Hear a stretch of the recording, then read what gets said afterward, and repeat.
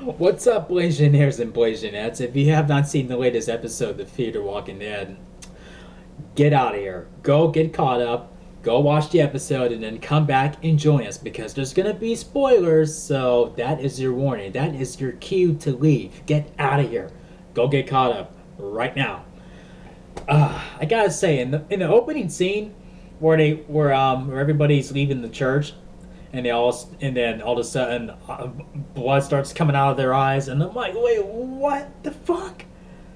Is there some kind of flu or something going on here? Like on The Walking Dead when they're at the prison? Is this the same thing?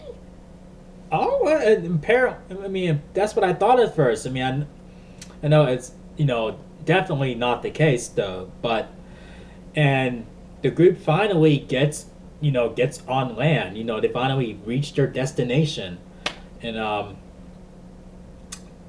and just as I predicted, I believe I predicted that it was right at Thomas's home, basically his home. And yeah, like where him and Strand were sitting there, and then they're like basically on the roof, and then they're enjoying the sun, and they're sitting there, and they're holding hands, and that's where you see the little indication that they are, sort of like a couple. So yeah, and then when they get there, you see a whole new side of Strand. Like you're so used to him being this like this basically this cold hearted dude, and all he like it's his way or the highway. That's all you're used to with Strand. But now that we finally reached our destination, you see a whole new different side of him. Like he's when he thinks that Thomas is in danger, and he's like freaking out, and then we finally do see Thomas, and then turns out he got bit, and then right on his arm, and Strand is just like, yeah, he's just like, he is devastated, and he's emotional, and it's a part of Strand I didn't think we were gonna see, like at least in this half of the season. So I guess I was wrong when I said I don't think he was in love with Thomas, but apparently I was wrong. So I'm man enough to say that I was wrong about that. But Chris, however, he's there's a little bit of Shane. There's a little bit of aspects of Shane in his personality, and also a little bit of aspects of Lizzie. Yeah, I mean, I'll get to her in a minute, but you see, where like back in season 2 of The Walking Dead, where Rick is telling Shane, don't kill Randall or whatnot, and then does the exact opposite of what he just defied, Rick's Rick's call, and Daniel said keep an eye on them, or I forgot what he said, but he did the exact opposite of what Daniel told him to do, and he shot him like. I mean, Chris knows better, I mean, everybody on that boat knows better to shoot in the brain, like I said. So that's where aspects of Lizzie comes in, and then he watches Madison fighting, fighting with a walker, and like he's just standing there watching. And later on, he threatens Alicia, about it, and later on after that, when they're both Alicia and Madison are asleep, he goes into the room. He's getting ready to stab like Madison. So if it wasn't for Strand, putting down Thomas, oh man, Madison would be in serious need of help, and that is probably not the place that she would be getting it at, because Celia is one crazy ass bitch, like and and just when I as it was building up to where you see that there is the infected with inside the walls, I'm thinking to myself, like some clear signs are there. Like when that dumb piece of shit throws the dog, like down the pipe or whatever, and then and then you sort of hear the dog screaming in horror after that. Not because not because he fell down there, but like almost like something was hurting him, tearing him apart. And I'm like, no, don't tell me. And then Daniel sees that it's true that when that little shit is talking about like, oh, I was just talking to my mom. You can come see her. I'm like, she is one of them. She is the infected, isn't she?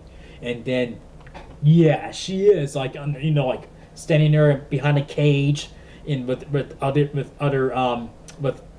walkers and shit. I'm like, wow, what the fuck is Celia doing? I mean, she kills those people in the church, and what? And she's keeping walkers inside the walls. Like, what is she doing? I mean, I don't know what she's up to, but the only speculation I have about that is that she's a cult leader and she's gonna perform some kind of random ass ritual or something. I don't know, some kind of voodoo crazy type type shit. I don't know. But this was one of the more intense and more or less comforting episodes. That's what I was banking on. Like, come on, I mean, take, decrease my comfort, make me feel scared for these people. And that's what I felt in this episode, and I think it's going to get worse from here. But, and then you see Nick look at the owl, or this, I guess the owl, like, sculpture or whatever. And I mean, I could be wrong, but I think that Celia put something in his food when she was feeding him. I'm thinking that could be it, or maybe it could be the sculpture itself or whatever. But I'm guessing she put something in his food to make him, start bugging out. Like while he's staring at the, owl all weird and shit. And I thought it was going to do something crazy like Herophilia for a minute there. I'm like, well, is he blacking out or what's going on here? But apparently not. So, and yeah, and then you start to get an old idea that, you see a glimpse of Daniel's fucked up past. I mean, like, you see a kid being grabbed by the throat. I'm guessing that's Daniel when he was younger, or maybe that was Daniel, grabbing a kid by his throat. Maybe it was, somebody he knew. Maybe it was his son. I don't know. I mean, like, I don't know. There's a lot to speculate on that. And, man, I mean, but this gets 4.5 chair spins out of 5. 1, 2, 3, 4.5. I mean, like, man, I was on the edge of my seat with this episode. It was fucking crazy. And no, I mean, first Nick was the major league liability of the group, and back in season 1 with his drug addiction. Now it's Chris, like who's like like knife happy, and now it seems like he's gonna develop some kind of addiction for killing the living or something. I don't know. I mean, he's going a little Lizzie. There's a little bit of Shane in there too, and that's not a good mixture. You don't put that shit in the blender. No. But oh my gosh. I mean like if, let's say, like Chris would need to be put down, makes you wonder if could Travis really come back from that? I mean, yeah, on The Walking Dead, there's a lot of characters that came back from losing their kids, but can Travis do that? Does he have it in him to do that? I don't know. But it's getting down to that point where Chris may need to be put down, or he needs to get his shit together. But I don't know. I mean, Chris may have to be killed off. I mean, that's how it looks right now. I mean, you can't even sleep, around and like with him under the same roof with you. I mean, it's fucking crazy. Like, damn. And then Celia, like crazy ass is not gonna make it any easier. Like, we don't even know what the fuck she's up to. Like, damn. It's pretty funny how they go from one place and they think, okay, let's stop here. Okay, time to leave. And then go here. Okay, they're coming here. It's time to leave. I mean, it's crazy. And I thought for sure Connor's people were going to retaliate in this episode, but apparently not. I mean, we seem to be away from that for right now. Anyway, for right now. But I hope we do see sorry, I almost called her Charlie. I hope we do see Alex at some point this season. I don't think we've seen the last of her. But damn, they may have to leave. I mean, they may have to go back on the yacht. They just might have to, or they may be trapped there. I don't know.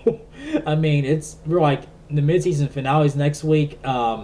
I shared my thoughts. I want to hear yours. I mean, do you think someone's going to die in the mid-season finale?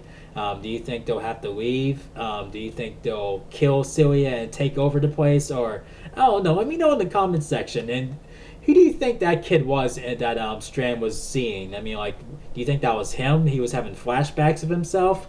You know, like being chokehold? Or was it him doing the chokeholding? I mean, let me know in the comment section. I'm thinking it's most likely him as a child. And I don't know. Do you think they're gonna have to put down Chris? I mean, like do you think Chris is gonna die this season? I think he's going to if he keeps this shit up. If you enjoyed this review, thumb up the video. Make sure you click subscribe if you're new to the channel, and I will see you guys in the next video. Peace out, y'all.